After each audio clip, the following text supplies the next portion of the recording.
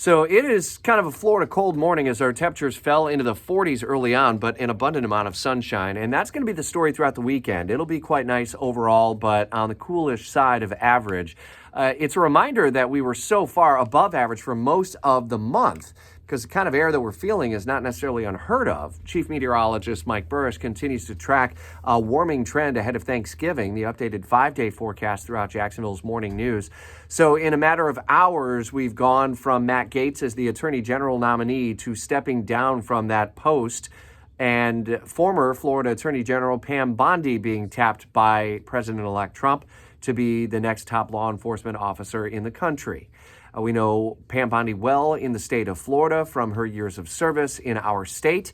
A chance to scrutinize some of her decision-making and how that may ultimately impact her leadership of the Department of Justice will be coming over the next several months in the in the Senate confirmation hearings that'll be getting underway soon after the new year. A lot of news that we're following for you throughout Jacksonville's morning news today, including a preview of the sentencing of that teenager who is facing multiple decades in prison for stabbing an ex-girlfriend and nearly killing himself outside of Mr. Chubby's Wings in the Ponte Vedra area in an attack a couple of years ago.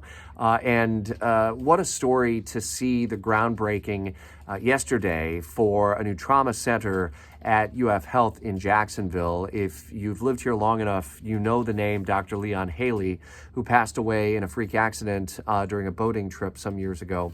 And he will be honored forever so long as that new trauma center stands at UF Health on the north side of Jacksonville. Ground broken yesterday on that massive new facility that will care for so many more families in our community. Speaking of care for community, just a big thank you from all of us at Jacksonville's Morning News for your generosity yesterday as we were soliciting donations. That $30 for Feeding Northeast Florida that would feed an entire family of 4 Thanksgiving meal.